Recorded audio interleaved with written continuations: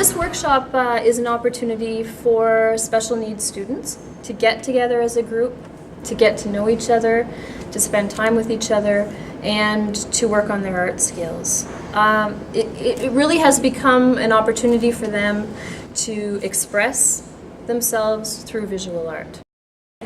When you see some workshops like this, it should say to people that make decisions that the arts are an essential part of a young person's life.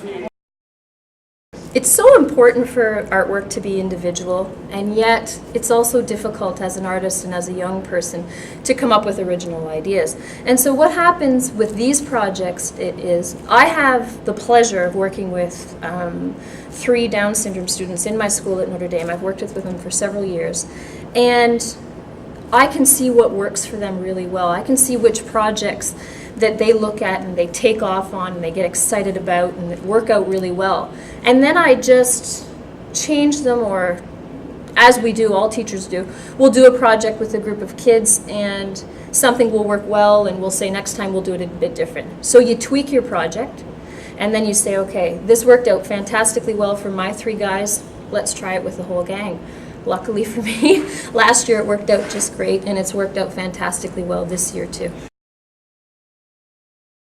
They're very engaged, and some of them came in a little shy, and then you just, I think it's such a great group of people that they've learned to become very comfortable quickly. One little guy, Thomas, he's off, and I don't know if he's going to do a flower. He may do a piece of chocolate instead, but we're working with that, and he's great. Yeah, it's a lot of fun. Some of the students that we have here were in my art classes, because art classes are they're open, so I have children of different levels. So I've always found that those are the kids that show a lot more creativity, because I think what it is when they're young, creativity is always not pushed, but it's really encouraged for at that level.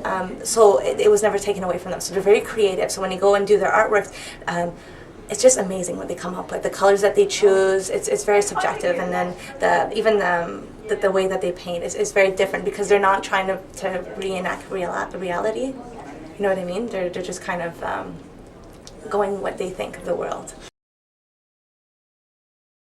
So this is one of the pieces that we created today, and this is Shane Perkins, and Shane Perkins is a student from St. Mary's in Brockville.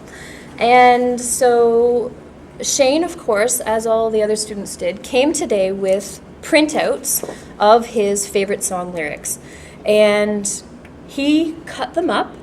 So some kids cut, actually some of this is ripped, which, as I mentioned earlier, says a lot about a personality, about whether or not we're going to cut in nice straight lines or actually be able to just rip. And so that creates a little bit of texture. So he's done that.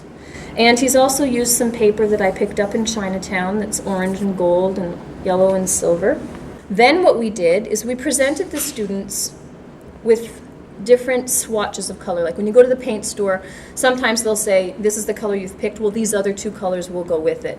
Because when Mika Stacy and I, who's my assistant on this project, were talking, we figured that presenting the kids with like 24 colors and having them choose 3 was going to be a bit overwhelming.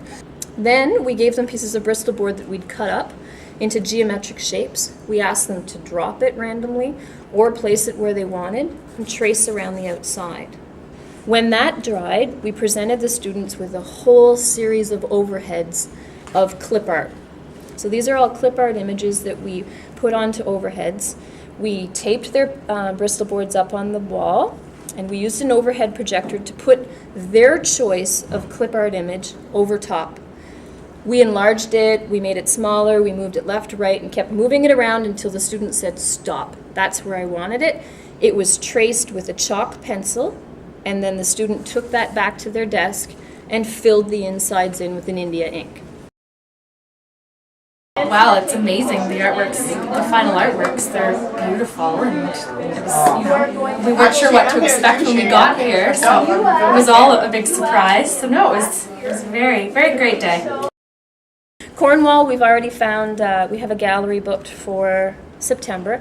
So in September, the show will be up for a month, and then I'm assuming it'll tour like it did last year, and we'll be doing the same thing with the artworks that came from here. I think the greatest joy was when we had the art show, was seeing the students come with their parents, with their teachers and education assistants to a beautiful setting, being able to sign some of the prints, and really being number one in many, many people's eyes. So it was a really good experience for the kids. We have classroom teachers in our system that are absolutely the greatest. And some of the things they do in classrooms touches the needs of all kids. Like a lot of other things that we do in life, I get more out of it than I put in. The kids are so proud. Shane, especially today, is convinced that he's now famous and he's an artist, and in his own right he is. And finding your own voice is such a difficult thing for any of us. When you're faced with a special need, I think sometimes it can probably be a little more difficult. And so when you get the opportunity to find an outlet, to let a little of yourself out, it's not a verbal form of communication. This is not a verbal form of communication, but he's telling us a lot about himself. He's really communicated a lot. He's proud. I'm proud of him. And I couldn't be more delighted with the results. I love the opening night. I love it when all the parents get together. And I've been teaching for 11 years, and without a second's hesitation, I can say that this has been the most rewarding experience of my teaching career by far.